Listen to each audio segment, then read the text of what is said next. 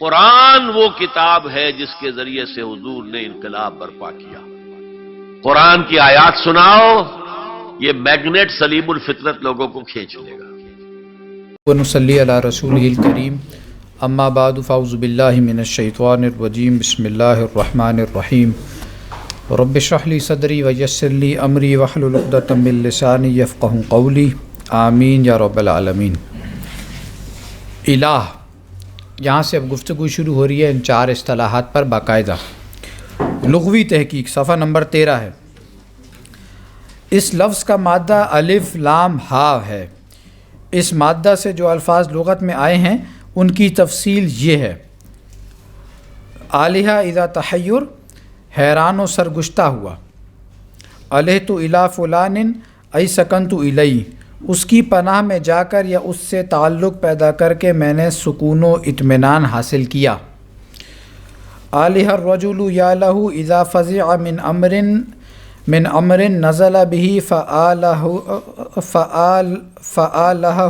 غیرہ ای اجارہ. آدمی کسی مصیبت یا تکلیف کے نزول سے خوف زدہ ہوا اور دوسرے نے اسے پناہ دی. اس کے بعد ہے آدمی نے دوسرے کی طرف شدت شوق کی وجہ سے توجہ کی. اونٹنی کا بچہ جو اس سے بچھڑ گیا تھا ماں کو پاتے ہی اس سے چمٹ گیا. یہ مختلف لغت میں جو معنی اور مفاہیم آئے ہیں آلہہ کے یا الہ کے، اس پر گفتگو ہو رہی ہے. پوشیدہ مستور ہوا، نیز ارتفع یعنی بلند ہوا، عبادت کی. ان تمام معانی مصدر پر یہ غور کرنے سے معلوم کیا جاتا ہے کہ آلہہ یا لہو الہن کے معنی عبادت پرستش اور الہ کے معنی معبود کس مناسبت سے پیدا ہوئے. نمبر 1، یہ کنکلوژن ہے کہ جو اس لغت کو سامنے رکھتے ہوئے اب ہمارے سامنے آ رہا ہے. مفہوم کیا نکلتا ہے ان سب کا؟ نمبر 1، انسان کے ذہن میں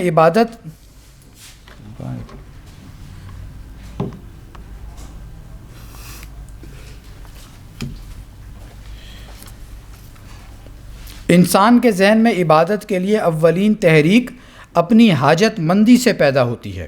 انسان کی ایک ضرورت ہے، حاجت ہے اسے بعض چیزوں کی، تو اولاً انسان کو یعنی تحریک کا مطلب ہے احتیاج پیدا ہونا. حرکت کیوں چلیں کہہ لیں، حرکت جو پیدا ہوتی ہے وہ اپنی حاجت مندی کے حوالے سے ہوتی ہے.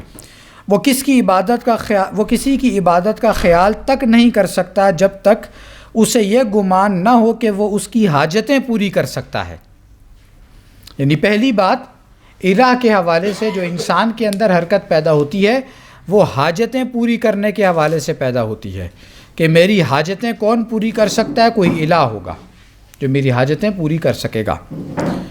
خطرات اور مصائب میں اسے پناہ دے سکتا ہے. خطرات اور مصائب میں پناہ دینا، سیکیور کرنا، محفوظ کرنا اسے. اضطراب کی حالت میں اسے سکون بخش سکتا ہے. اضطراب ایک بے چینی کی کیفیت کو کہتے ہیں نا. اس حالت میں جو اسے سکون بخش سکتا ہے. یعنی 3 باتیں ہوں گی: نمبر 1 حاجتیں پوری کرنا، نمبر 2 پناہ دینا، اور نمبر 3 سکون دینا.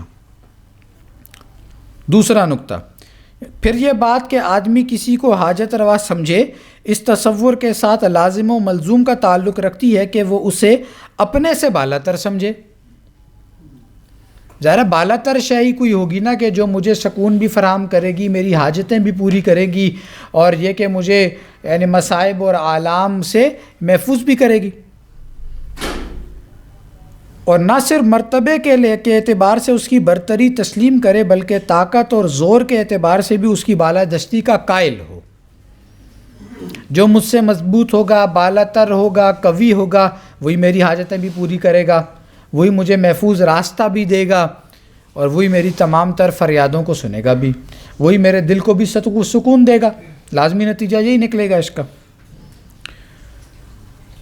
تیسری بات، پھر یہ بھی ایک حقیقت ہے کہ سلسلہ اسباب و علل کے تحت علت کی وجہ ہے، علت کی جمع ہے، علت کہتے ہیں وجہ کو. پھر یہ بھی ایک حقیقت ہے کہ سلسلہ اسباب و علل کے تحت جن چیزوں سے بالعموم انسان کی ضروریات پوری ہوتی ہیں اور جن کی حاجت روائی کا سارا عمل انسان کی آنکھوں کے سامنے یا اس کے حدود علم کے اندر واقع ہوتا ہے، ان کے متعلق پرستش کا کوئی جذبہ اس میں پیدا نہیں ہوتا۔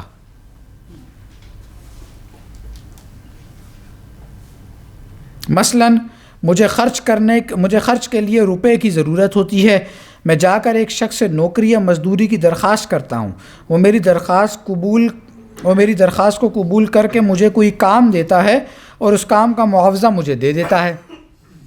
یہ سارا عمل چونکہ میرے حواس اور علم کے دائرے کے اندر پیش آیا ہے اور میں جانتا ہوں کہ اس نے میری یہ حاجت کس طرح پوری کی ہے، اس لیے میرے ذہن میں اس کے لائق پرستش ہونے کا وہم تک نہیں گزرتا۔ پرستش کا تصور میرے ذہن میں صرف اسی حالت میں پیدا ہو سکتا ہے جب کہ کسی کی شخصیت یا اس کی طاقت یا اس کی حاجت روائی و اثر اندازی کی کیفیت پر راز کا پردہ پڑا ہوا ہے۔ اسی لیے معبود کے معنی میں وہ لفظ اختیار کیا گیا جس کے اندر رفت کے ساتھ پوشیدگی اور حیرانی اور سرگشتگی کا مفہوم بھی شامل ہے، یعنی کسی بھی شے کو ڈھک دینا، کسی شے پر پردہ پڑا ہونا۔ تو بات سے سامنے آ رہی ہے کہ عبادت یا بندگی اس لفظ میں کسی کے شے کو پوشیدہ رکھنے والا مفہوم بھی شامل ہے۔ لفظ معبود کا یہاں ذکر ہے۔ نمبر 4، پھر جس کے متعلق بھی انسان یہ گمان رکھتا ہو کہ وہ احتیاج کی حالت میں حاجت روائی کر سکتا ہے، خطرات میں پناہ دے سکتا ہے، اضطراب میں سکون بخش سکتا ہے، اس کی طرف انسان کا اشتیاق کے ساتھ توجہ کرنا ایک امر ناگزیر ہے۔ جس کے ساتھ آپ نے تصور اپنا باندھ لیا ہے، ضرورت پڑنے پر انسان لامحالہ اس کی طرف ڈائیورٹ ہوگا، اس کی طرف متوجہ ہوگا، اس کا میلان ذہنی و فکری اسی کی طرف جائے گا۔ پس معلوم ہوا کہ معبود کے لیے الہ کا لفظ جن تصورات کی بنا پر بولا گیا وہ یہ ہیں۔ معبود کے لیے الہ کا لفظ جن تصورات کی بنا پر بولا گیا وہ یہ ہیں: حاجت روائی، پناہ دہندگی، سکون بخشی، بالاتری و بالادستی۔ ان اختیارات اور ان طاقتوں کا مالک ہونا جن کی وجہ سے یہ توقع کی جائے کہ معبود قاضی الحاجات اور پناہ دہندہ ہو سکتا ہے، اس کی شخصیت کا پر اسرار ہونا یا منظر پر نہ ہونا، انسان کا اس کی طرف مشتاق ہونا۔ یعنی جس شے کے حوالے سے بھی جو بھی شخصیت ہے یا جو بھی طاقت ہے، جو بھی ذات ہے، اس کی طرف اگر یہ میلان پیدا ہو گیا، ظاہر ہے اگر آپ نے اس کو معبود کے مقام پر رکھا ہوا ہے، اور یہ والی ساری چیزیں یعنی حاجت روائی، پناہ دہندگی یعنی پناہ دینے والا، سکون بخشی، بالا تری و بالا دستی، یہ 5 باتیں آ گئی نا، یہ جس بھی ذات تک یا جس بھی معبود تک آپ نے اس کے لیے منسلک کر دیں، لازمی کر دیں۔ اب وہ سامنے ہے یا نہیں ہے، طبیعت کا میلان اس طرف لازمی جائے گا، اس طرف لازمی انسان جو ہے وہ ڈائیورٹ ہوگا، اور وہ بھی بندگی کے کانٹیکسٹ کے تصوری میں۔ اس میں جو فرق ہے وہ کافی باریک ہے۔ عام طور پہ شعوری اعتبار سے اگر انسان سمجھ بھی رہا ہے، یعنی اس بات کا یقین ہے کہ اصل حاجت روا اللہ ہے، لیکن لامحالہ ڈپینڈنسی اسباب کی بھی ہو جایا کرتی ہے عموماً۔ اس میں جو وہ حدیث ہے کہ پہلے اونٹ باندھو پھر توکل کرو، تو یہ یہاں پہ بیلنس کیسے کیا جائے؟ اسباب کو اختیار کرنا تو ایک الگ بات ہے نا، کہ آپ نے اسباب کو لامحالہ ہر حال میں اختیار کرنا ہے، لیکن توکل اور اعتماد اور یقین وہ اسباب پر نہیں ہوگا بلکہ مسبب الاسباب پر ہوگا۔ یعنی یہ بات اسی حد تک ہے، یہ جو سورۃ تغابن ہم نے پڑھی ہے پچھلے دنوں، تو اس میں بات کہاں سے شروع ہو رہی ہے؟ نہیں، وہ جو ایمان حقیقی کے مضمرات ہیں، ما اصاب من مصیبت الا باذن اللہ ومن یؤمن باللہ یہدی قلبہ۔ اچھا، اس کے بعد اللہ لا الہ الا ہو وعلی اللہ فلیتوکل المؤمنون۔ تو جہاں آپ نے اللہ تعالیٰ کو معبود برحق مانا ہے، توکل اس کے ساتھ آیا ہے۔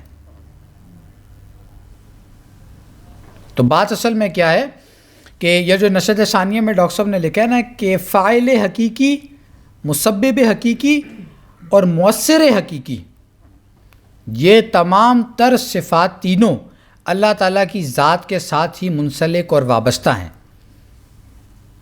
وہ شیخ عبد القادر جیلانی صاحب رحمۃ اللہ علیہ نے جو اپنی وفات کے وقت جو اپنے بیٹے کو نصیحتیں کی ہیں نا کہ لا فاعل فی الحقیقت ولا مؤثر الا اللہ، کہ فاعل حقیقی اور مؤثر حقیقی کون ہے؟ اللہ ہے. یعنی انسان جو ہے وہ کاسب اعمال ہے، خالق اعمال نہیں ہے. خالق اعمال اللہ ہے، اور اللہ خالق تاثیر بھی ہے. یہ تینوں چیزیں الگ ہیں. انسان کوئی کسی کام کا ارادہ کرتا ہے، اس کو خلق اللہ کرتا ہے. حضرت علی نے جو فرمایا نا میں نے اپنے ارادوں کے ٹوٹنے سے اپنے رب کو پہچانا، اس کا مطلب کیا ہے کہ انہوں نے ارادہ کیا، یعنی کسب کیا، ارادہ کیا، اس کو خلق کیا اللہ نے، ہوا بذریعہ انسان ہی وہ. یعنی اس جگہ پر آ کر یہ جو کسب کا معاملہ ہے، محنت کر کے کوئی عمل کرنا، کسب اسے کہتے ہیں، وہ کام انسان ہی نے کیا، لیکن اس کو فی الواقع عالم خلق میں ظہور پذیر کرنا یہ اللہ کرتا ہے. اور اس کے اگلی شے ہے اس کے اندر پھر تاثیر پیدا کرنا، یہ بھی اللہ کرتا ہے. تو ہمیں کیا کرنا چاہیے کہ ہم اسباب کو اختیار کریں اور پھر نتائج اللہ کے حوالے. یعنی اسباب کو اختیار کر کے انہی کے ہی ڈیپینڈنٹ نہیں ہونا. بالکل بھی. جو رزلٹ ہے وہ اس اعتبار سے اللہ تعالیٰ کے اس کے اوپر یقین ہونا چاہیے، اسباب پہ نہیں ہونا چاہیے کہ میں یہ سبب اختیار کروں گا تو یہ نتیجتاً یہ چیز مجھے نتیجہ یہ نکلے گا، یہ نہیں ہونا چاہیے. آپ عملی دنیا میں، تشریعی دنیا میں وہ ایکٹ کریں گے لیکن اس کا رزلٹ اللہ پہ چھوڑیں گے. ایسے ہی بالکل ایسے ہی. جی سر. یہ کنفیوژن یہاں پہ پیدا ہوتا ہے، یہ جو الہ کی صفات بیان کی گئی ہیں، وہ کنفیوژن یہ ہوتا ہے کہ یہ ساری وہ صفات ہیں جو مخلوق میں بھی ہوتی ہیں. یعنی اگر میں ان کو پڑھوں تو حاجت روائی مخلوق بھی کر دی ہے، یعنی ایک انسان بھی آپ کی حاجت پوری کرتا ہے، پناہ انسان بھی دیتا ہے آپ کو، سکون انسان بھی بخشتا ہے آپ کو، کسی صورت میں کوئی ایسی آپ کی ضرورت پوری رہتی ہے جس سے سکون میسر ہوتا ہے. بالا تر ایک انسان سے دوسرا لامحالہ ہوتا ہی ہوتا ہے. اور اسی طرح قاضی الحاجات یا پناہ دہندہ یہاں انہوں نے لکھا ہے، وہ بھی انسان ہو سکتا ہے، ایک انسان دوسرے کے لیے.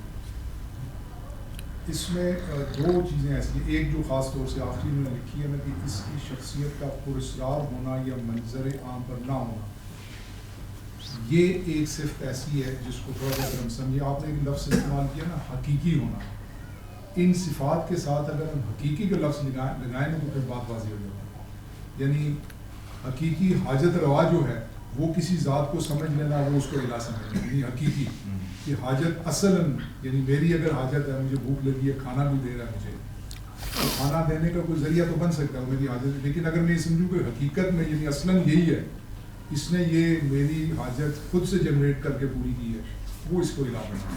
تو ہم اصلاً ایسے ہی کرتے ہیں، ہم اپنے بہت ساری چیزوں کو ان معنوں میں الہ سمجھ لیتے ہیں. ہماری خواہشات بھی ہوتی ہیں، ہماری فیملی بھی ہوتی ہیں، ہمارے ہم سے سپیریئر لوگ بھی ہوتے ہیں، حکمران بھی ہوتے ہیں، پارٹیاں بھی ہوتی ہیں، وطن بھی ہوتا ہے. اصلاً یہاں پر جو ہے وہ حقیقی کا اور اس کا ہے، تو اس سے بات سمجھ جاتی ہے. جی بالکل درست ہے.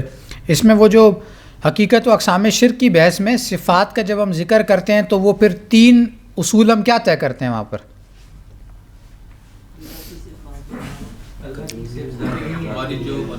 ذاتی ہیں اللہ کی صفات تمام، ہماری کیا ہیں؟ عطائی ہیں. نمبر دو، اللہ کی صفات قدیم ہیں، ہماری حادث ہیں. اور اللہ کی صفات لامحدود ہیں، ہماری محدود ہیں. صفات کا یہ مسئلہ ہے تھوڑا سینسیٹیو ہی، جیسے وہ عصمت صاحب فرما رہے ہیں، ہے بات ایسی، کیونکہ ظاہر ہے کہ جو اللہ تعالیٰ کی صفات ہیں وہ انسانوں میں بھی تو پائی جاتی کیا، اللہ کا تقاضا بھی یہی ہے. صبغۃ اللہ ومن احسن من اللہ صبغہ، اس کا مطلب کیا ہے؟ تو وہ انسانوں کے اندر بھی اللہ رحیم ہے، تو انسان کو بھی رحم دل ہونا چاہیے. حدود اللہ کے توڑنے میں اگر اللہ جبار اور قہار ہے تو انسان کو بھی ہونا چاہیے نا، وہ انسان کے اندر بھی نظر آنا چاہیے. انسان اس معاملے میں اتنا بے غیرت نہ بنے کہ حدود اللہ کو توڑا جا رہا ہو اور یہاں پر جب بندہ مومن یہاں یعنی چپ سادے بیٹھا ہے. یہ کیا دینداری ہے؟ کوئی دینداری نہیں. تو یہ ایک ظاہر ہے کہ سینسیٹیو مسئلہ ہے. حقیقی کے ساتھ یہ جو 3 باتیں ہیں اصول، یہ آپ طے کر لیں گے تو مسئلہ حل ہو جائے گا. جی اس میں یہ مفتی صاحب نے جو مقدمہ رکھا نا، بیسیکلی وہ یہ کہنا چاہ رہے ہیں کہ جو ہم ایک دوسرے کی مدد کرتے ہیں نا اسباب کے تحت، اس میں یہ ہوتا ہے کہ جو بندہ جس کا کوئی کام کرتا ہے اس کے عمل کرنے کا جو سارا کا سارا پروسیس ہے وہ اس کے سامنے ہوتا ہے. لیکن جو الہ ایک ایسی ذات کو ہم بناتے ہیں جس کا کام کرنے کا طریقہ جو ہوتا ہے وہ مفوق الطبعی ہوتا ہے، جس کو ہم سپر نیچرل کہتے ہیں. تو یہ بات آگے آ بھی جائے گی نا. تو جو کہ ایک سپر نیچرل اتھارٹی ہوتی ہے، ہماری جو پرستش ہے وہ اس کے ساتھ جڑی ہوتی ہے.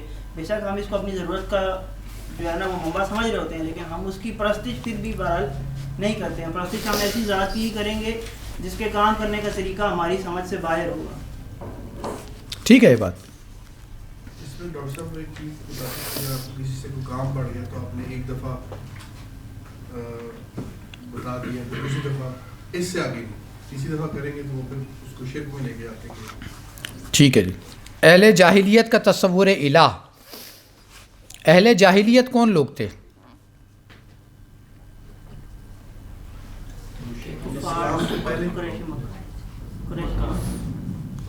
جاہلیت اور جہالت کا فرق تو پتہ ہے نا.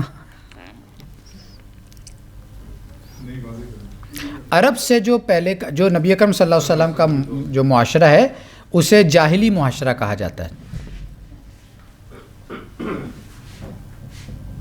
جاہلی ادب کی عربی یہ لفظ مشہور ہے نا. مطلب کیا ہے کہ جس دور میں جس زمانے میں نبی اکرم صلی اللہ علیہ وسلم کی بعثت ہوئی، جس علاقے میں، وہ عرب کا معاشرہ ظاہر ہے، تو اسے جاہلی عرب یا جاہلی دور کہا جاتا ہے. جہالت اور شے ہے. جہالت تو آج بھی اس وقت بھی تھی، جہالت آج بھی جہالت ہے. ٹھیک ہے. تو اہل جاہلیت کا تصور ہے الہ، یعنی وہ جو قرآن مجید کی جو امیجیٹ فرسٹ آڈینس ہے اہل عرب، یعنی کہ اہل مکہ، یعنی کہ مشرکین مکہ، یعنی وہی عرب کے جو لوگ ہیں ان کی بات ہو رہی ہے کہ ان کا تصور الہ کیا تھا. اس لغوی تحقیق کے بعد ہمیں دیکھنا چاہیے کہ الوہیت کے معنی، الوہیت کے متعلق اہل عرب اور قدیمہ، امتوں کی جمع، امت کی جمع ہے امم، تو قدیمہ یعنی پرانی جو امتیں ہیں، پرانے جو اقوام تھی، ان کے ہاں یعنی وہ کیا تصورات تھے جن کی تردید قرآن کرنا چاہتا ہے. اب یہ قرآن مجید کے حوالے آ رہے ہیں. وَاتَّخَذُوا مِن دُونِ اللَّهِ آلِهَةً لِيَكُونُوا لَهُمْ عِزًّا، اور انہوں نے اللہ کے سوا دوسرے الہ بنا رکھے ہیں تاکہ وہ ان کے ذریعے قوت ہوں، یعنی ان کی حمایت پر محفوظ رہیں. الہ کیوں بنائے ہوئے ہیں؟ تاکہ ان کی پناہ میں آ کر اپنے آپ کو محفوظ کنسیڈر کر سکیں. وَاتَّخَذُوا مِن دُونِ اللَّهِ آلِهَةً لَعَلَّهُمْ يُنصَرُونَ، اور انہوں نے اللہ کے سوا دوسرے الہ بنا لیے ہیں اس امید پر کہ ان کی مدد کی جائے، یعنی وہ الہ ان کی مدد کریں گے. ان دونوں آیتوں سے معلوم ہوتا ہے کہ اہل جاہلیت جنہیں الہ کہتے تھے ان کے متعلق وہ یہ سمجھتے تھے کہ وہ ان کے پشتی بان ہیں. پشتی بان یعنی مددگار، مدد کرنے والے، مشکلات اور مصائب میں ان کی حفاظت کرتے ہیں اور ان کی حمایت میں وہ خوف اور نقصان سے محفوظ ہو جاتے ہیں. یہ تصور موجود ہے. ہم آج بھی یہ کام کر رہے ہیں. آج بھی یہ کام کرتے ہیں. ہم جاہلیت کے ساتھ جہالت کا بھی شکار ہیں. ہم تو یہ اپنی جہالت کی بنا پر کر رہے ہیں نا. اس وقت تو چلیں یہ کہہ سکتے تھے ہدایت اس وقت نہیں آئی، پھر آ بھی گئی نبی اکرم صلی اللہ علیہ وسلم کے یعنی دست مبارک سے، اور ظاہر ہے دنیا پھر تبدیل بھی ہوئی اس سے. لیکن آج تو واضح ہے سب کچھ.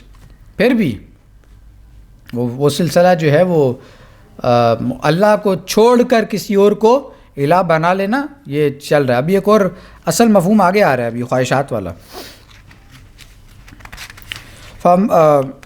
فما اغنت عنہم آلہتہم التی یدعون من دون اللہ من شیء لما جاء امر ربک فما زادوہم غیر تتبیب، کہ جب تیرے رب کے فیصلے کا وقت آ گیا تو ان کے وہ آلہہ جنہیں وہ اللہ کے بجائے پکارا کرتے تھے ان کے کچھ بھی کام نہ آ سکے. یعنی کہ وہ انہوں نے سوچا ہوا تھا کہ یہ ہمارے کام آیا کریں گے، مصیبت کوئی آ گئی ہے تو نکالیں گے اس سے، یہ پشتی بان ہے ہمارے، مشکلات اور مصائب سے نکالیں گے.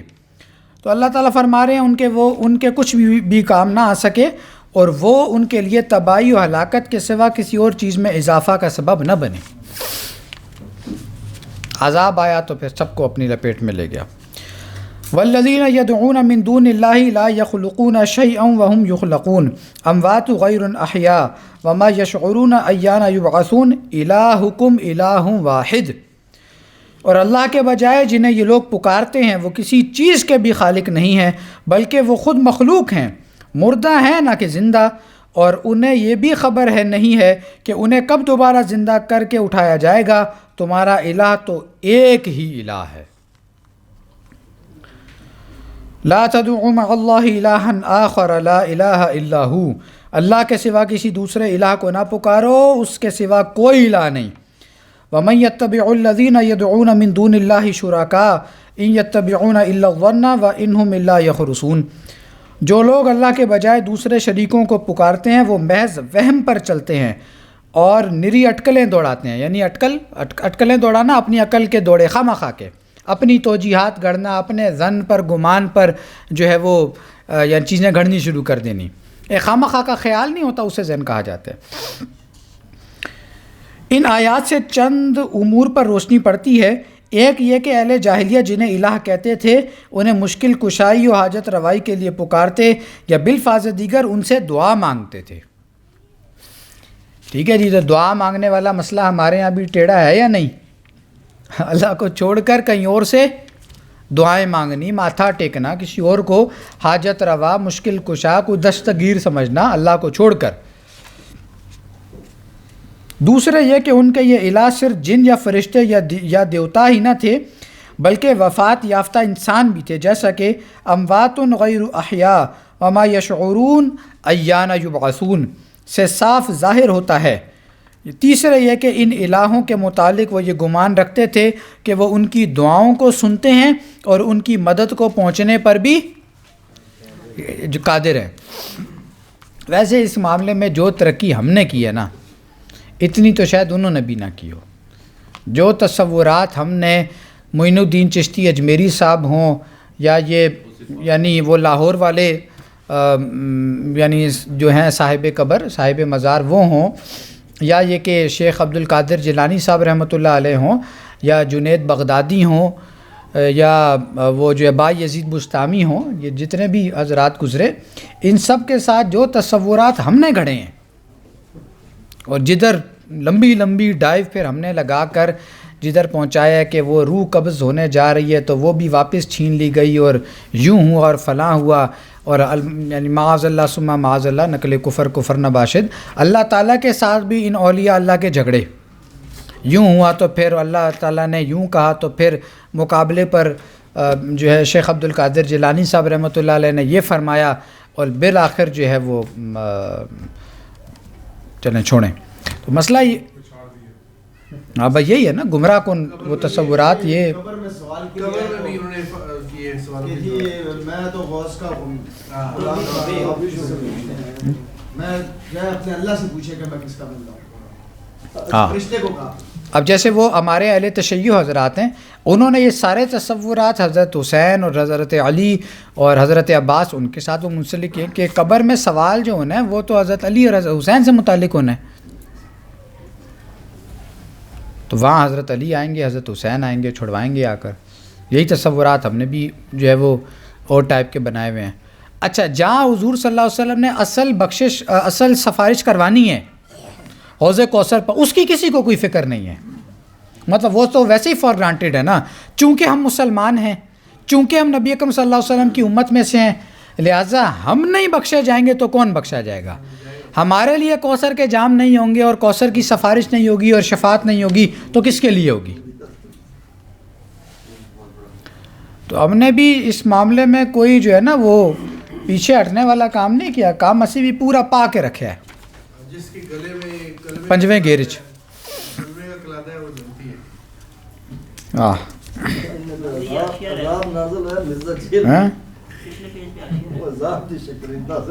بڑی کے سارے ٹوٹوں کے ساتھ آج بھی اچھا جی، یہ نیچے ہے وہ فٹ نوٹ پڑھ لیں، وہ اس آیت کے ساتھ تھا کہ اللہ کے ساتھ کسی دوسرے الہ کو نہ پکارو، اس کے سوا کوئی الہ نہیں۔ تو فٹ نوٹ میں لکھا ہے نیچے کہ یہاں یہ امر پیش نظر ہے کہ قرآن میں لفظ الہ دونوں معنوں میں مستعمل ہوتا ہے، ایک وہ معبود جس کی فی الواقع عبادت کی جا رہی ہو قطع نظر اس کے کہ حق ہو یا باطل، دوسرے وہ معبود جو در حقیقت عبادت کا مستحق ہے۔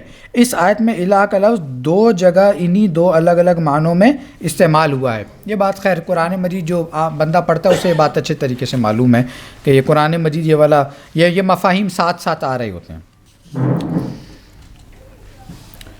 تو یہ بات بہت اہم ہے۔ تیسری بات دوبارہ پڑھ لیں، صفحہ نمبر 17 کی پہلی سطر، کہ تیسرا یہ کہ ان الہوں کے متعلق وہ یہ گمان رکھتے تھے کہ وہ ان کی دعاؤں کو سنتے ہیں اور ان کی مدد کو پہنچنے پر قادر ہیں۔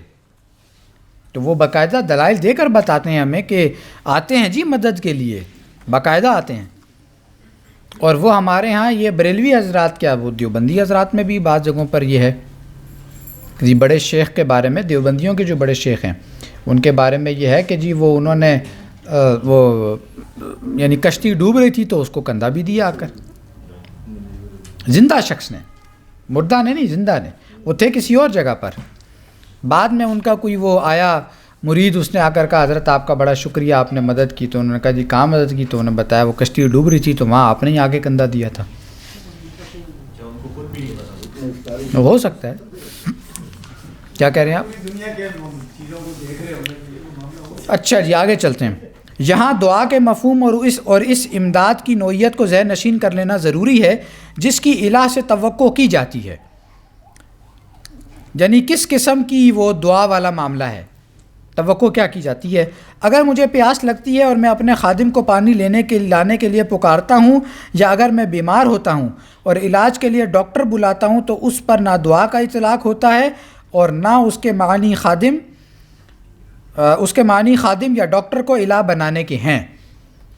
یعنی ہمیں یہی کہا جاتا ہے نا کہ بھائی آپ جو یہ بات کہہ رہے ہیں تو آپ اپنے خادم سے کیوں مدد لیتے ہیں، آپ دوسرے کو کیوں کہتے ہیں میرا یہ کام کر، تو آپ نہ کہا کریں۔ تو اس بات کو یہاں پر وضاحت کی جا رہی ہے کہ اس کا اطلاق ان ایسے چیز پر ہوتا ہی نہیں ہے، کیونکہ یہ سب کچھ سلسلہ اسباب کے تحت ہے، نہ کہ اس سے مافوق۔ یار وہ لوگ تو یہاں تک جواباً ایلیگیشن لگاتے ہیں کہ آپ لائٹ اور پنکھے کا استعمال کیوں کرتے ہیں، جن کے سامنے یہ بات رکھی جائے نا کہ آپ ان سے کیوں استعانت طلب کرتے ہیں، وہی کہتے ہیں کہ آپ یہ ہوا کیوں لے رہے ہیں پنکھے سے، یہ بھی شیر۔ تو یہاں اس کی یہی وضاحت ہے نا کہ یہ معاملہ جو ہے اسباب والا ہے۔ لیکن اگر میں پیاس کی حالت میں یا بیماری میں خادم یا ڈاکٹر کو پکارنے کے بجائے ولی یا کسی دیوتا کو پکارتا ہوں تو یہ ضرور اسے الہ بنانا ہے اور اس سے دعا مانگنا ہے، کیونکہ جو ولی صاحب مجھ سے سینکڑوں میل دور کسی قبر میں آرام فرما رہے ہیں، انہیں پکارنے کے معنی یہ ہے کہ میں انہیں سمیع و بصیر سمجھتا ہوں، ظاہر ہے کہ وہ سن بھی رہے ہیں، دیکھ بھی رہے ہیں، اور یہ خیال رکھتا ہوں کہ عالم اسباب پر ان کی فرما روائی قائم ہے، جس کی وجہ سے وہ مجھ تک پانی پہنچانے یا میری بیماری کو دور کر دینے کا انتظام کر سکتے ہیں۔ علی ھذا القیاس ایسی حالت میں کسی دیوتا کو پکارنے کے معنی یہ ہیں کہ پانی یا صحت یا مرض پر اس کی حکومت ہے اور وہ فوق الطبی طور پر میری حاجت پوری کرنے کے لیے اسباب کو حرکت دے سکتا ہے۔ پس الہ کا وہ تصور جس کی بنا پر دعا مانگی جاتی ہے، الہ کا وہ تصور جس کی بنا پر دعا مانگی جاتی ہے، لا محالہ ایک فوق الطبی اقتدار یعنی سپر نیچرل اتھارٹی اور اس کے ساتھ ہی فوق الطبی قوتوں کے مالک ہونے کا تصور ہے۔ یعنی جس کو آپ نے منسلک کر دیا اس کے ساتھ کہ یہ میری میری امداد کرے گا، مدد کرے گا، اس سے دعا مانگی جا سکتی ہے، وہ لازماً کوئی سپر نیچرل قسم کی شے ہے۔ شیاطینی جن میں جھکلا ہوتا ہے، ہاں میں نے کہا وہ بھی تو پورا مداری ہوتا ہے نا، شیاطینی جن کے میں نے کہا وہ نرغے میں ہوتا ہے، اور نہ وہ کچھ چیزیں ایسی لوگوں کو باور کرواتا ہے، جیسے میں نے کہا یہ شف والی جو سرکار ہے کسی اس کا میں نے حوالہ دیا، تو وہ کہتا ہے میں سوتا ہی نہیں ہوں، اور اس دن میں اس کا جو سنا تھا کہ میں کتنے ٹائم ہو گیا میں سویا ہی نہیں، 18 سال سے نہیں سویا۔ اس کا ایک کنورس بھی ہے نا، سارا توکل سارا کچھ اسباب پہ ہی کرتا ہے۔ ہاں یہی اصل بات ہے، یہ بات ابھی آگے جا کے کھل جائے گی انشاءاللہ۔ مطلب یہاں بس سارے الفاظ شامل، ایمان کس پر ہے، بھروسہ کس پر ہے، یقین کس پر ہے، اور آگے بڑھ جائے نا، آخرت پر کیا یقین ہے، اللہ پر کیا یقین ہے، رسول جو تعلیمات لے کر ہے ان پر کیا یقین نکلا، کتابوں پر کیا یقین ہے، تو سب ہوا منصورہ ہو جائے گا۔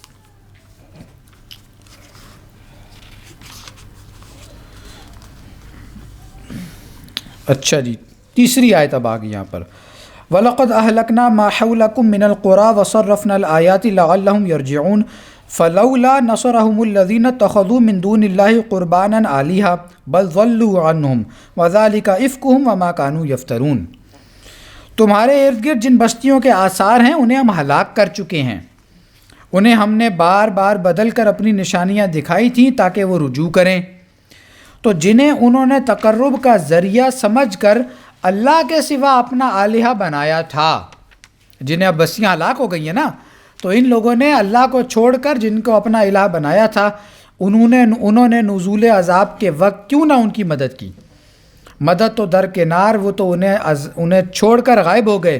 یہ تھی حقیقت ان کے جھوٹ اور ان کی من گھڑت باتوں کی۔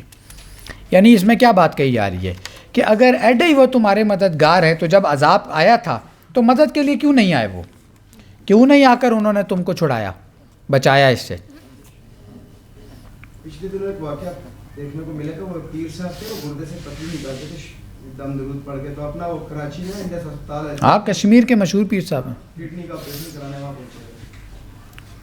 اچھا اسی طرح یہ آپ لوگوں نے دیکھا نا جادو جو لوگ کرتے ہیں، تو جادو میں جو ہے نا اس کے اوپر جادو اس کے اوپر جادو، یہ والا دھندا ان کا صحیح وہ چل رہا ہوتا ہے۔ جاوید کے حوالے سے بات ہے، یہ میرا بالکل توسیع ہے۔ کس کے حوالے سے بات؟ یہ جو ابھی آپ کینسر کا علاج بتا رہے ہیں، یہ تو بڑی مخلوق اس کے پاس گئی ہے، فیضیاب بھی، وہ تو ہو جاتی ہے، 5 ٹائم نماز بھی پڑھتا ہے، سارا کچھ۔ میں 12 سال اس کے قریب نہیں گیا ہوں کہ میں نے کوئی جن ٹائپ میں کبھی ضرورت پڑی تو کس نے کہا یار اس سے کیا اختلاف ہوا، وہ نماز بھی پڑھتا ہے، کبھی چلیٹ پر ہی چلا جاتا ہے، تو میں نے کہا یار اس کا مطلب وہ نماز پوری پڑھتا ہے بالکل، تو کوئی پیسے ویسے کوئی لالچ نہیں ہے، وہ جو پیسے سے لوگ دیتے ہیں شام کو اس کے جو بھائی بند ہیں ان کو ایسے ایسے کر کے مانگ دیتا ہے۔ ابھی اس کا یہ ہے کہ اس کو اپنا کینسر ہے، میرے خیال میں اس کا جگر، خود کو بھی کینسر ہے، کینسر۔ اس کو تو میں نے خالد صاحب سے بھی بات کی تھی کہ ایسا مسئلہ ہے، تو ان کا اپنا بھی ایک تھا جو ڈسکس کر رہے تھے، ہم ٹیلی فون پہ کہتے ہیں یار یہ جنات کا کوئی مسئلہ ہے، یہ ڈاکٹر بھی ہوتے ہیں۔ ہاں بالکل تو وہ ڈاکٹر ہے جو اس کے ساتھ جو کوئی لگا ہے وہ ڈاکٹر ہے، باقاعدہ ہمارے یونیورسٹی سے پڑھ لیتے ہیں، کالج میں یہ تو خیر مطلب بڑی تفصیل ہے اس میں نہیں، اگر وہ میں اس کی بات کرتا ہوں کہ وہ پورا یعنی اس بندے کا ذکر آیا تو میں نے بات کیا نا، پن پوائنٹ ہوا، تو وہ تو نماز میں 12-15 سال جو ہے کسی کو سیریس نہیں گزرا، میں نے کہا یار لوگوں کو تو شاید تو ہر وقت تو ہمارے گھر میں بھی ہوتے ہیں، تو یہ ایسا نہ ہو کہ کہیں وہ میرے ذہن میں تھا کہ بیٹھا ہوگا بس ایسے دھواں اٹھ رہے ہوں گے زیادہ نہیں، وہ میرے خیال میں خالد صاحب نے ایسے بات کی تھی کہ وہ علاج وہ کرتا تھا کہ جناب لوگوں کا علاج وہ کہتا تھا جن نے آپریشن کیا ہے اس کے پاس جن ہے، لیکن جب اس کا اپنا آیا تو پھر اس نے ان جنوں پہ اعتبار نہیں کیا تھا، پھر وہ باقاعدہ کسی آتھینٹک MBBS ڈاکٹر کے پاس گیا تھا، انسانیوں کے پاس گیا تھا، اس طرح کی بات خالد صاحب نے کی تھی۔ یہی تھی خالد صاحب، اصل میں تو یہ خالد صاحب نے یہ سنائی تھی، یہ صاحب ہارٹ کے آپریشن بھی کرتے ہیں، بائی پاس بھی کرتے ہیں، پاک گئے ہیں یہ، اور خالد صاحب نے بات یہ سنائی تھی کہ ایک دفعہ وہ کہتے ہیں کہ میں جا رہا تھا رستے میں لینڈ سلائڈ تھی تو رستہ بند تھا، شاید کولا بھی بند تھا، کہتے ہیں کہ میں گاڑی سے اتر کے نیچے تو وہاں کیسے ہوتا ہے چل کرنی شروع کر دی، تو ایک اور صاحب ان سے گپ شپ ہونی شروع ہوئی، ساتھ تھے یعنی اور گاڑیاں بھی کھڑی تھیں، وہ گپ شپ کرتے ہیں، وہ اسی جگہ کے تھے، ان سے جب وہ ذکر ہوا کرتے کرتے بات کہیں تک پہنچی تو اس نے کہا جی وہ میرا پڑوسی ہے، بلکہ شاید اس نے یہ میرے ذہن میں نہیں آتا کہ شاید نے کہا کہ میرا کوئی رشتہ دار ہے، تو اس نے بتایا کہ جی اس کو ہارٹ کا پرابلم ہے ابھی، اور اسے کراچی اسپتال میں ہی داخل کروا کے آیا، وہ خود بھی ہنسے ہوئے۔ بہرحال یہ ڈرامے مختلف قسم کے ہوتے ہیں، کوئی ننگے رہ کے کرتے ہیں اور کوئی اللہ کے ولی بن کے ڈرامہ کرتے ہیں، جو بھی آپ کو قرآن اور سیرت سنت سے دور کرے گا وہ لازمی انکار ہے، بس بات سیدھی۔ علاج کا جہاں تک میں سادہ بات ہے بالکل، ایک طریقہ اللہ نے حلال کیا، دوسرا اللہ نے حرام کیا۔ حلال کھانے سے ہی پیٹ تھوڑی بڑھتا ہے، حرام کھانے سے بھی تو پیٹ بڑھتا ہے، تو پھر حرام کو ہم ٹھیک سمجھ رہے ہیں چونکہ اس سے پیٹ بھرتا ہے، تو خطیب صاحب کے پاس جو لوگ جاتے ہیں وہاں جا کر بھی لوگ شفا ملتی ہے انہیں۔ سیرت کا میں نے اس لیے ذکر کیا نا کہ جو کام حضور پاک صلی اللہ علیہ وسلم نے ان کے صحابہ نے نہیں کیا وہ فنکاری ہے، بس یہ دنیا میں اگر وہ بعد میں کوئی دکھا رہا ہے جیسے یہ کر رہا ہے، باپ کو کوئی فطرت کوئی طریقہ نکال لیا کسی نے، تو کیا حضور پاک صلی اللہ علیہ وسلم کے دور میں نہیں وہ بہت ڈاکٹر جن اس وقت بھی ہوں گے تو ان کی علاج نہیں کر سکتے، تو یہ بارے میں ڈرامے مختلف طریقہ واردات فرق ہے. فرق.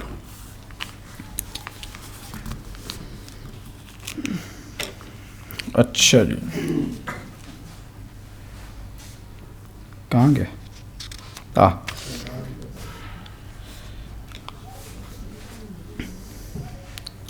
وما لی لا اعبد الذی فطرنی ترجعون اتخذ من دونی آلہۃ ان یردنی الرحمن بضر لا تغنی عنی شفاعتهم شیئا ولا ینقذون، کہ کیوں نہ میں اس کی عبادت کروں جس نے مجھے پیدا کیا ہے اور جن کی طرف تم سب کو پلٹنا ہے، کیا اس کے سوا میں انہیں الہ بناؤں جن کا حال یہ ہے کہ اگر رحمان مجھے کوئی نقصان پہنچانا چاہے تو ان کی سفارش میرے کچھ کام نہیں آ سکتی اور وہ مجھے چھڑا نہیں سکتے. یعنی ان کے اختیار میں اگر سب کچھ ہوتا تو اگر اللہ مجھے کوئی نقصان پہنچانا چاہے تو یہ کچھ بھی نہیں کر سکیں گے. میں کہہ یہ رہا تھا، وہ بات درمیان میں رہ گئی کہ ہمارے ہاں یہ جو بھی جادوگر ٹائپ لوگ ہوتے ہیں، جادو کر رہے ہوتے ہیں ایک دوسرے پر، ان سے کہو اگر کہ یعنی ٹرمپ پر کر دو جادو، جو بائیڈن پہ یا مودی پہ، ہاں مطلب وہاں کیوں نہیں ہو سکتا؟ کیا مسئلہ ہے؟ اس پہ ایک چیز کافی عرصہ پہلے میں نے تھوڑا سا کیا تھا، تو یقین جادو کرنے والے بھی اور یہ باقی بھی جو ہے وہ کہتے ہیں یقین ہوگا تو اثر کرے گا. تو اسی کے طرح کا طریقہ علاج، اور یہ باقی دنیا میں صرف مسلمانوں میں نہیں ہے، ایون چائنا میں بھی ہے، کیونکہ آپ کی کچھ بیماریاں ایسی ہیں جو آپ کے ذہن میں صرف ہوتی ہیں کہ اگر آپ کے مائنڈ کو ایسا ٹرین کیا جائے تو وہاں سے ایسے کیمیکل اور ریئیکشن نکلتے ہیں کہ آپ کی بیماری ٹھیک ہو جاتی ہے. اور یہی پریکٹس چائنا میں بھی اڈاپٹ کی جاتی ہے اور یہی چیز یہاں پہ کی جاتی ہے. وہ جادو سب کے پاس تو جنات نہیں ہوتے نا، کچھ وہ بار بار کیوں بلاتے ہیں ہر جمعرات کو آئے یا ہر اس دن آئے، کیونکہ انہوں نے اس کا مائنڈ سیٹ کرنا ہوتا ہے کہ تم ٹھیک ہو رہے ہو ٹھیک ہو رہے ہو ٹھیک ہو رہے ہو. یہ بھی ایک ہے. وہ مائنڈس کدھر ٹھیک کرتے ہیں؟ وہ تو جب بندے کو مسئلہ کوئی، یہ بات آپ کی ٹھیک ہے، مسئلہ کوئی نہیں ہوتا، مسئلہ اس کا نفسیاتی ہوتا ہے. اگر آپ سائیکاٹرسٹ کی بات کر رہے ہیں اس وقت تک بات ٹھیک ہے، لیکن یہ جتنے لوگوں نے دھندا کھولا ہوا ہے نا، ایک دفعہ آپ ان کے در پہ چلے جائیں پھر بندے کی جان نہیں چھوٹتی. وہ کچھ نہیں بھی ہوگا تو وہ لازماً آپ کو شامل کروا دیں گے آپ کے اندر کچھ، تاکہ ان کا تو کاروبار چلتا رہے. کہ وہی کہہ رہا ہوں نا، وہ ایکچولی پرابلم ہوتی نہیں ہے لیکن کریٹ کر کے پھر وہ ٹھیک کر کے، اور وہ ایک سسٹم ٹھیک نہیں ہوتا سر. ایک ہاں یہ ہے مطلب، یعنی یہ چکر چلتا رہتا ہے، ایک سائیکل چلتا رہتا ہے نا، تاکہ وہ بندہ گاہک اسی کا ہی رہے. ہاں اسی کا، صحیح بات ہے. ایک چیز پیش نظر رہنی چاہیے نا کہ شیطانی فورسز ہیں، ہاں بالکل ہے. ایسے کہ لٹھے چڑھ جائیں آپ کے گھر سے تعویذ بھی برآمد ہوں گے. ہاں بالکل، یہ کام ہوتا ہے جی بالکل ہوتا ہے، شیطانی کام ہے، رحمانی کام ہے، بس مسئلہ ہی نہیں. حقیقت یہی ہے. شفا والا مسئلہ ذہن میں رکھیں. لوگ کہتے ہیں نا اگر وہ غلط ہے تو ادھر سے شفا کیوں ملتی ہے؟ شفا ملتی ہے کیوں؟ کیونکہ حرام کھانے کے نتیجے میں پیٹ بھر جاتا ہے. بالکل سمپل لاجک ہے. حلال سے بھی بڑھتا ہے، حرام سے بھی بڑھتا ہے. حلال طریقے سے علاج کرا کر بھی شفا ملتی ہے، حرام طریقے سے علاج کرا کر بھی بندہ ٹھیک ہو جاتا ہے. ایک حلال ہے، جائز ہے، ایک غلط ہے.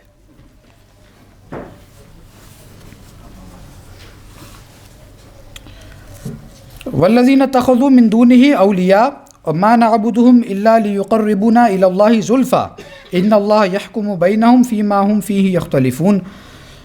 اور جن لوگوں نے اللہ کے سوا دوسرے حامی و کارساز بنا رکھے ہیں اللہ کو چھوڑ کر، اور کہتے ہیں کہ ہم تو ان کی عبادت اس لیے کرتے ہیں کہ ہمیں وہ اللہ سے قریب کر دیں، اللہ ان کے درمیان اس معاملے کا فیصلہ قیامت کے روز کرے گا جس میں وہ اختلاف کرتے ہیں. فیصلہ کرے گا یعنی بتا دے گا کہ تم میں سے کون حق پر تھا، یا کیا تم دنیا میں جو ہے وہ گھڑ کر کما کر لائے ہو.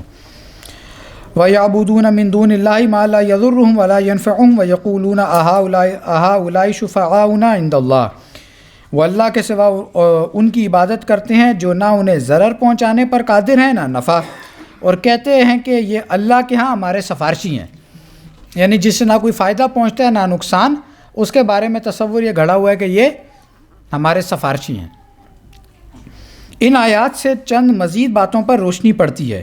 ان سے معلوم ہوتا ہے کہ اہل جاہلیت اپنے الہوں سے متعلق یہ نہیں سمجھتے تھے کہ ساری خدائی انہی کے درمیان تقسیم ہو گئی ہے اور ان کے اوپر کوئی خداوند اعلیٰ نہیں ہے، وہ واضح طور پر ایک خداوند اعلیٰ کا تصور رکھتے تھے.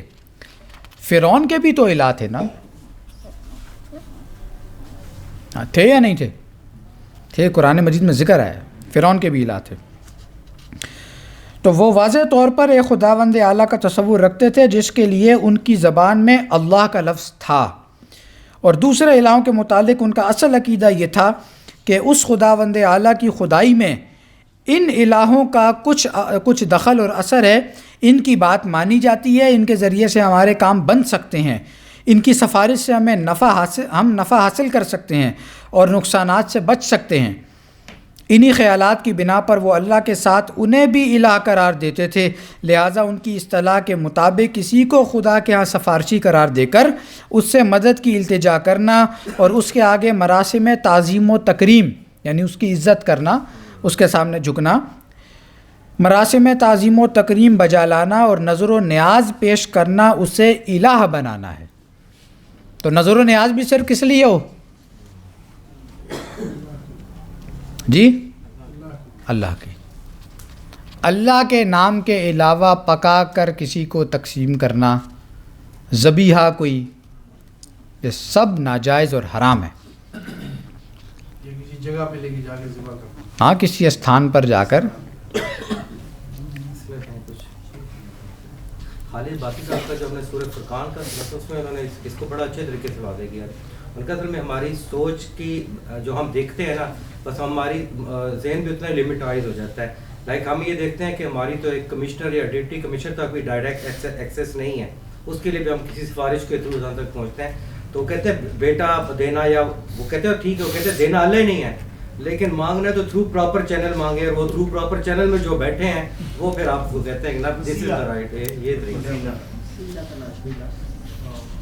وسیلے کا بھی بڑا ہی کوئی غلط قسم کا غلط معنی. ایک اور جگہ بھی ایکسپلین کیا کہ ہم نے رحمان کے حق میں ڈنڈیاں اتنی ماری ہوتی ہے کہ ہمارا منہ ہی نہیں بنتا کہ ہم کہیں کہ یار ڈائریکٹ مانگ لیں. ٹھیک بات. اسی لیے پھر ہم وہاں جا کے ٹھوکریں کھاتے ہیں. اقبال کہتا ہے نا کہ کیوں خالق و مخلوق میں حائل رہیں پردے, پیران کلیسا کو کلیسا سے اٹھا دو. تو پیران کلیسا کا ذکر کیا اقبال نے, ذکر اپنا ہی کیا اصل میں لیکن وہ اشارتاً نام ان کا لیا. وہ ایک جمعرات والے دن جو مانگنے والے لوگ آتے ہیں تو ان کی زبان پہ وہ ایک ہوتا ہے سلوگن, نظر اللہ نیاز حسین صدقہ پنجتن پاک دا. اصل میں اس میں بھی ایک باریک نقطہ یہ ہے کہ علماء نے لوگوں کو اس چیز سے دور کیا کہ اللہ جو ہے نا وہ وراول ورا ہے, سما وراول ورا ہے, بہت دور کی چیز ہے, شہر سے قریب نہیں ہے. اس لیے سائیکولوجیکلی جو لوگ آستانوں پہ جاتے ہیں ان کو سینس آف بلیف ملتا ہے کہ کوئی ہمیں سن رہا ہے. اگر آپ ان کو یہ بتاتے ہیں کہ اللہ شہر سے قریب ہے تمہاری ہر حاجت, تو کئی لوگ نہ جائیں. مطلب یہ سائیکولوجیکلی ایک وہ چیز ہے کہ علماء نے نہیں کیا, مطلب گمراہ قسم کے صوفیاء نے کیے. یہ بات کہنی چاہیے, علماء یہ کام نہیں کرتے, ان کو یہ بات پتہ ہے بہت اچھے طریقے سے. آپ یہ بریلوی مکتب فکر میں بھی دیکھیں نا, ان کے جو مستند علماء ہیں وہ بھی ان چیزوں کو کنڈیم کرتے ہیں. یعنی احمد رضا خان بریلوی صاحب مرحوم کا فتویٰ ہے کہ کسی بھی قبر پر جا کر ماتھا ٹیکنا حرام ہے, فتاوی رضویہ میں لکھا ہوا ہے. یہ تو آپ سارے درباروں میں بھی لکھا ہوا ہے.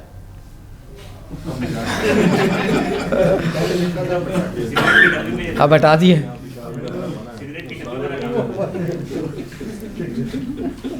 تو بہرحال مراسم تعظیم و تکریم بجا لانا اور نظر و نیاز پیش کرنا اسے الہ بنانا ہے, یہ ساری چیزیں اللہ تعالیٰ کے لیے خاص ہیں. حاشیے میں لکھا ہے, یہاں یہ بات اچھی طرح سمجھ لینی چاہیے کہ سفارشیں دو قسم کی ہیں. ایک وہ جو کسی نہ کسی نوع کے زور و اثر پر مبنی ہو اور بہرحال منوا کر ہی چھوڑی جائے. دوسری وہ جو محض ایک التجا اور درخواست کی حیثیت میں ہو اور جس کے پیچھے کوئی منوا لینے کا زور نہ ہو. پہلے مفہوم کے لحاظ سے کسی کو شفیع یا سفارشی سمجھنا اسے الہ بنانا اور خدائی میں اللہ کا شریک ٹھہرانا ہے, اور قرآن ہی اسی شفاعت کی تردید کرتا ہے. رہا دوسرا مفہوم تو اس لحاظ سے انبیاء، ملائکہ، صلحاء، اہل ایمان اور سب بندے دوسرے بندوں کے حق میں شفاعت کر سکتے ہیں، اور خدا کو مکمل اختیار حاصل ہے کہ کسی کی شفاعت قبول کرے یا نہ کرے۔ قرآن اس شفاعت کا اس بات کرتا ہے۔ یعنی یہ جو دوسروں کو ریکویسٹ کرتے ہیں میرے حق میں دعا کریں، یہ اس سنتے میں دعا کروانا تو ٹھیک ہے، دعا ہی نہیں ہے، سفارش بھی ہے، سفارش بھی ہے، بالکل جائز سفارش نہیں۔ کوئی بھلے کام کے لیے جو کسی کی سفارش کرے جی جی اس کا اجر اس کو بھی ملے۔ جی ہاں، قرآن نہیں، حدیث میں بھی آیا۔ نمبر 2 یہ کہ آپ یہ سمجھتے ہیں کہ یہ آپ کا حق ہے تو آپ بالکل اس کی جائز سفارش کر سکتے ہیں، اس میں کوئی مذاکرہ نہیں ہے۔ چوتھی بات، وقال اللہ لا تتخذوا الہین اثنین انما هو الہ واحد فایای فرحبون۔ اللہ فرماتا ہے کہ 2 الہ نہ بناؤ، الہ تو ایک ہی ہے، لہٰذا تم مجھی سے ڈرو۔ ولا اخاف ما تشركون به الا ان يشاء ربي شيئا، اور ابراہیم علیہ السلام نے کہا کہ میں ان سے ہرگز نہیں ڈرتا جنہیں تم خدا کا شریک ٹھہراتے ہو، الا یہ کہ میرا رب ہی کچھ چاہے تو وہ البتہ ہو سکتا ہے۔ ان نقول الا اطراک بعض آلہتنا بسوء، ہود علیہ السلام کی قوم کے لوگوں نے اس سے کہا کہ ہم تو کہتے ہیں کہ تجھ پر ہمارے الہوں میں سے کسی کی مار پڑی ہے۔ یہ معاذ اللہ جب انسان کفر پر آتا ہے تو وقت کے رسول کو بھی اس کیٹیگری میں شمار کر دیتا ہے۔ ان آیات سے معلوم ہوا کہ اہل جاہلیت اپنے الہوں سے یہ خوف رکھتے تھے کہ اگر ہم نے انہیں کسی طرح ناراض کر دیا یا ان کی توجہات اور عنایات سے محروم ہو گئے تو ہم پر بیماری، قحط، نقصان جان و مال اور دوسری قسم کی آفات نازل ہو جائیں گی۔ یہ تصور آج بھی ہے۔ آپ اگر وہ ذرا رگڑا شگڑا لگائیں تو وہ یہی کہتے ہیں کہ تمہیں اس کی مار پڑے گی۔ اب یہ باقاعدہ تصور موجود ہے کہ تم نے ان کی شان میں کی ہے نا گستاخی، اب وہاں سے مار آئے گی۔ کو پھر جو ہے نا وہ سوچ سمجھ کے پہلی بات آپ نے شفاعت کے ضمن میں کہی ہے، میں چاہتا تھوڑی سی اس پہ اور وضاحت ہو جائے۔ اس پہ آپ نے کہا کہ اللہ جس کی رد کرنا ہے رد کر دے، سن لے، یہ ابھی پیچھے ہم نے بات پڑھی ہے۔ نہیں، وہ دوسری قسم کی سفارش ہے نا، یعنی وہ جو درخواست وغیرہ جو ہوتی ہے نا، جو انبیاء کریں گے، صلحاء کریں گے، ان کو سفارش کرنے کا حق ہے قیامت والے دن، البتہ یہ کہ اللہ جس کی چاہے قبول کرے، جس کی چاہے رد کر دے، اس کو اختیار ہے۔ اس میں جو 2 مقامات قرآن میں سورہ مائدہ کے، ایک تو حضرت عیسیٰ علیہ السلام کے ساتھ اللہ کا جو مکالمہ نقل ہوا ہے آخری رکوع میں، تو اللہ پوچھیں گے کہ تمہاری امت کے ساتھ کیا کرو، تو حضرت عیسیٰ کہیں گے آپ قادر مطلق ہیں، آپ چاہیں تو بخش دے اور آپ چاہیں تو اللہ کہیں گے نہیں، لا کا لفظ ہے، آج دن سچوں کا ہے۔ ایک تو وہاں نفی کہ مجھے سمجھ آئی ہے، اور دوسرا وہاں کوئی نفس کسی نفس کے کوئی کام نہیں آ سکے گا، والامر یومئذ للہ، اور آج صرف اللہ کا یہ امر ہے۔ تو اس میں کلی نفی نہیں ہو رہی کسی بھی قسم کی شفاعت۔ نہیں، اور جگہوں پہ اللہ باذنی کے الفاظ آئے ہیں نا، یہی آیت الکرسی ہے اسی میں، جس کو اللہ اجازت دے۔ جیسے وہ جو تو قرآن مجید کا مجموعی طور پہ مضمون اگر سامنے رکھے نا تو اس سے یہ بات بالکل واضح ہے کہ قرآن مجید نے شفاعت حقہ کی نفی نہیں کی۔ احادیث میں بھی آیا ہے کہ نبی اکرم صلی اللہ علیہ وسلم سفارش کریں گے، سارے انبیاء ان کے پاس جائیں گے۔ میں نے تو اللہ بٹر صاحب سے ایک دفعہ پوچھا تھا، اسی شفاعت والا معاملہ چل رہا تھا، مبتدی تربیت بیان 2013 کی بات ہے۔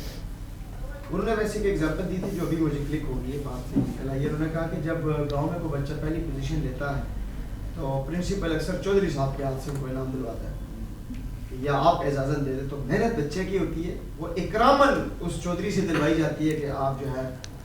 ہاں، مطلب اس پہ یعنی شفاعت باطلہ کا تصور اور شفاعت حقیقی جو ہے ڈاکٹر صاحب کی پوری تفصیل آیت الکرسی کے مضمون کے ذیل میں بھی اور اس کے علاوہ بھی۔ آخر میں یہ کیا ہے، الا من اذن له الرحمن، ہاں، وقال ثوابا، وقال ثوابا، بالکل سچ کرے گا۔ مطلب ڈاکٹر صاحب نے اس کی وضاحت کی ہے نا، مودودی صاحب نے بھی کی ہے اور جگہوں پر وضاحت، کہ یہ جن کا 19-20 کا کوئی فرق ہوتا ہے نا، ان کے بارے میں یہ کیا جائے گا۔ نیکیاں بھی برابر ہیں، وہ بدیاں بھی ادھر ہی کہیں نیڑے ہی ہیں۔ اور ڈاکٹر صاحب نے اس کی یہ وضاحت بھی کی ہے کہ اللہ تعالیٰ اپنے نیک بندوں کا مقام و مرتبہ بڑھانا چاہے گا تو انہیں یہ اعزاز دے گا کہ آپ سفارش کریں۔ اس وجہ سے بھی سفارش کا رستہ اللہ تعالیٰ نے وہاں پر کھولا ہے شفاعت کا۔ لیکن ظاہر ہے کہ پیچھے کو اعمال نامہ تو ہو گئی نا، اعمال نامہ ہی اگر نہ ہو تو پھر کس کی سفارش؟ تو اعمال کا ہونا اپنی جگہ پر، یعنی وہ آپ نے 33% مارکس وہ الا الذین آمنوا وعملوا الصالحات وتواصوا بالحق وتواصوا بالصبر، یہ 4 شرائط آپ نے پوری کی ہوئی ہوں، 33% مارکس آپ کے ہوں، یا کوئی کمی شمی رہ گئی اس میں کسی جگہ پر، تو اب یہ بیسک کرائٹیریا جو ہوتا ہے، یہ تو چلیں نجات والوں کا ہو گیا نا، کوئی اس سے نیچے کسی جگہ پر ہے 19-20 کا کوئی فرق ہے تو اس کے بارے میں ہے یہ. لیکن عمران بھی جس طرح ہمیں وہ جو 100 قتل والا بندہ ملتا ہے یا کفل جو تھا اور اس طرح کے جو واقعات ملتے ہیں کہ ایبسولوٹ جو ہو گیا، نہیں وہ تو دنیا میں اس نے توبہ کر لی نا بھائی، توبہ کر لی تو مسئلہ حل. 100 سالہ مشرک اس نے توبہ کر لی تو جان چھوٹ گئی. چھوٹ کیا گئی؟ قرآن یہ سورہ فرقان میں ابھی ہم نے پڑھا پیچھے، فَأُولَٰئِكَ يُبَدِّلُ اللَّهُ سَيِّئَاتِهِمْ حَسَنَاتٍ. 100 سالہ شرک اللہ تعالیٰ 100 سالہ نیکی سے بدل سکتا ہے. اللہ کے لیے کیا مسئلہ ہے؟ اس کے لیے توبہ تو نسوح چاہیے. وہ تو وہ 100 قتل والے نے تو توبہ کر لی نا. جی اس میں عمران بھائی یہ میرے خیال سے وزیر صاحب نے اسی کتاب میں آگے لکھا ہے کہ جو سفارش ہوگی نا وہ صرف اسی بندے کی ہوگی جو کہ اہل ہوگا سفارش. وہی نا بیسک کرائٹیریا پر ممکن ہی نہیں ہے نا. مطلب نبی اکرم صلی اللہ علیہ وسلم سے ہم یہ توقع رکھ سکتے ہیں کہ وہ کسی فاسق و فاجر کی سفارش کریں گے معاذ اللہ؟ اللہ کو پتہ نہیں ہے کہ یہ لے گئے یہ بات. یہ مضمون قرآن میں باہر آیا. بہت جگہوں پر یہ کیا سمجھتے ہو کہ یہ اچھے اور برے برابر نیکی کرنے والا اور قرآن کو بہت قرآن کے پاس مضمون ہے. 5ویں بات، اتخذوا احبارهم ورهبانهم اربابا من دون الله والمسيح ابن مریم وما امروا الا ليعبدوا الها واحدا لا الہ الا هو. انہوں نے اپنے علماء اور راہبوں کو، راہب کون ہوتے ہیں جی؟ دنیا تک کا ہاں انہیں ہمارے یہاں ایک لفظ کا ہے صوفیہ. انہوں نے اپنے علماء اور راہبوں کو یعنی صوفیاء کو اللہ کے سوا اپنا رب بنا لیا ہے، اور مسیح ابن مریم کو بھی رب ٹھہرایا، حالانکہ انہیں صرف ایک الہ کی عبادت کا حکم دیا گیا تھا جس کے سوا کوئی اور الہ نہیں ہے. کتنی کیٹیگوریکل بات ہے. اب یہ آ گئی آیت، ارأیت من اتخذ الہہ ہواہ افانت تکون علیہ وکیلا، کہ اے اللہ کے نبی صلی اللہ علیہ وآلہ وسلم آپ نے کیا سمجھا، آپ کا کیا خیال ہے کہ اس شخص کے متعلق جس نے اپنی خواہش نفس کو اپنا الہ بنا لیا ہے. خواہش نفس الہ بنا لیا اس کو. افانت تکون علیہ وکیلا، تو کیا آپ ایسے شخص کی سفارش کریں گے، وکالت کریں گے، کوئی ذمہ داری لے سکتے ہیں آپ ایسے شخص کی؟ کوئی اس کے مددگار بننے کو آپ تیار ہیں؟ اس کے پشتی بان بننے راضی ہیں کیا؟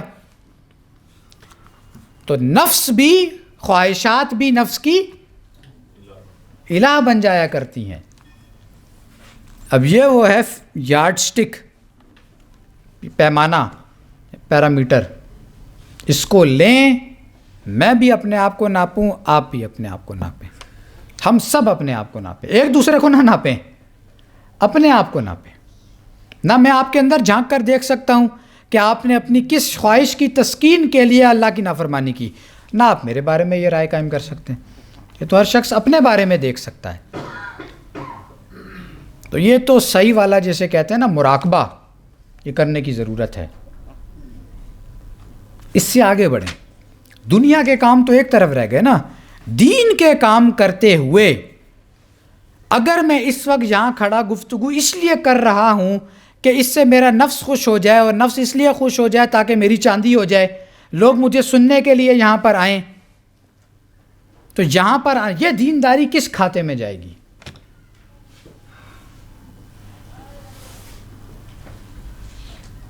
ضرب صفر از اکول ٹو، بہت نازک مرحلہ ہے. لسانس بھی آہستہ کے نازک ہے بہت کام، آفاق کی اس کارگاہ شیشہ گری کا. تو پھونک پھونک کر قدم رکھنے کی ضرورت ہے. یہ اسی لیے نیت کو تو ہر وقت ٹٹولتے رہنا چاہیے کہ اس میں اخلاص ہے یا نہیں. وہ جو امام بخاری رحمہ اللہ نے فرمایا نا، حدیث جو لے کر آئے یعنی اپنی صحیح میں پہلی، انما الاعمال بالنیات، سارا مسئلہ تو ادھر ہے. تو نیت اگر آپ کے اور اخلاص کو ہر وقت چیک کرتے رہنا، تو باقیوں کو تو چھوڑ ہی دینا، خود ادھر جو ہم آئے ہوئے ہیں ہمارا کیا معاملہ ہے. جی ضرور بھائی. وہ ایک اللہ کے بہت نیک آدمی تھے، ان کے ہاتھ پہ 800 لوگ مسلمان ہو گئے اجتماعی طور پر. تو جب آخری انہوں نے کلمہ شلمہ پڑھ لیا تو ان سب نے اجتماعی طور پر ان حضرت کا شکریہ ادا کیا کہ آپ نے ہمیں راہ دکھائی ہے. تو وہ رو پڑے ان کے سامنے. ان کی وہ دعا بھی عربی میں وہ لکھی ہوئی تھی جو وہ کہہ رہے تھے اللہ سے, ان کے سامنے کھڑے ہو گئے کہ اللہ یہ میں ان کی ذمہ داری قبول نہیں کرتا اس بات کی کہ میں وجہ بناؤں ان کی ہدایت کی. مجھے تو اپنا معاملہ گڑبڑ نظر آتا ہے کہ میرے ساتھ کیا معاملہ ہوگا اور ان کی خوش فہمی دیکھ کہ یہ میری طرف گمان لگائے بیٹھے کہ میں وجہ بناؤں.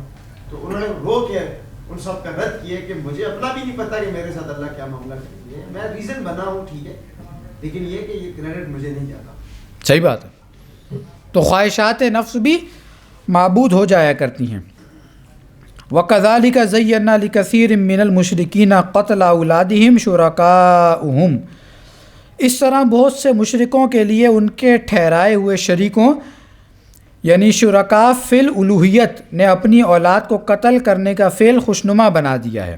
ام لہم شرکاء شرعوا لہم من الدین ما لم یأذن بإذن اللہ ما لم یأذن بہ اللہ. کیا وہ ایسے شرکاء یعنی شرکاء فی الالوہیت الہ کے معنوں میں الہیت میں رکھتے ہیں جنہوں نے ان کے لیے از قسم دین ایسی شریعت مقرر یعنی دین کی ایک قسم کے اعتبار سے ایسی شریعت مقرر کی ہے جس کی اجازت اللہ نے نہیں دی. ان آیات میں الہ کا ایک اور مفہوم ملتا ہے جو پہلے مفہومات سے بالکل مختلف ہے. یہاں فوق الطبی اقتدار کا کوئی تصور نہیں ہے.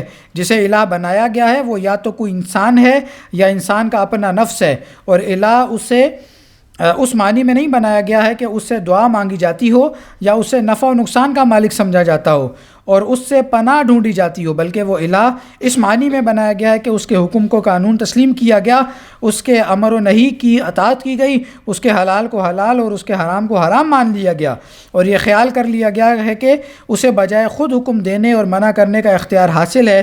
کوئی اور اقتدار اس سے بالا تر نہیں ہے جس کی سند لینے اور جس سے رجوع کرنے کی ضرورت ہو. پہلی آیت میں علماء اور راہبوں کو الہ بنانے کا ذکر ہے. اس کی واضح تشریح ہمیں حدیث میں ملتی ہے.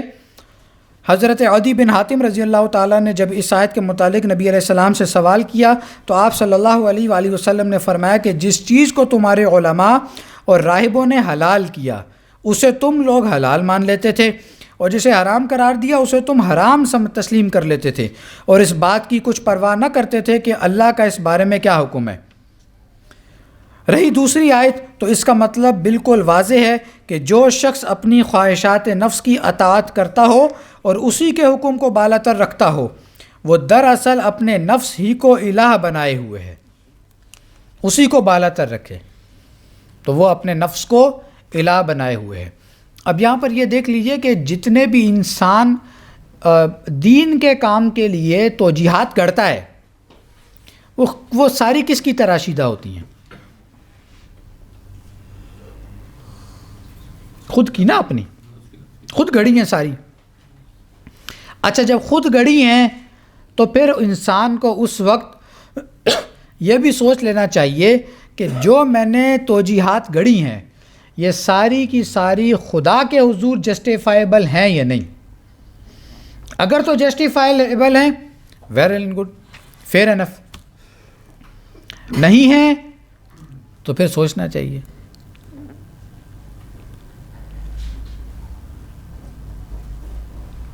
اپنا کڑا محاسبہ کرنے کی ضرورت ہے ہر وقت. دین کے کسی کام سے آپ پیچھے ہٹے, جو دلیل آپ نے اپنے نفس کو دی, نظم کو تو بعد میں دینا, جو اپنے آپ کو مطمئن کیا ہے کیا وہ خدا کے حضور جسٹیفائیبل ہے؟ بہت اچھی بات ہے. نہیں ہے تو پھر خدا را سوچیے یہ دھوکہ کس کو دے رہے ہیں؟ اللہ کو. اللہ کو کوئی نہیں دھوکہ دے سکتا. وَلَٰكِنْ كَانُوا أَنفُسَهُمْ يَظْلِمُونَ. یہ انسان اپنے اوپر ہی ظلم کرتا ہے, اللہ کسی پہ ظلم نہیں کرتا.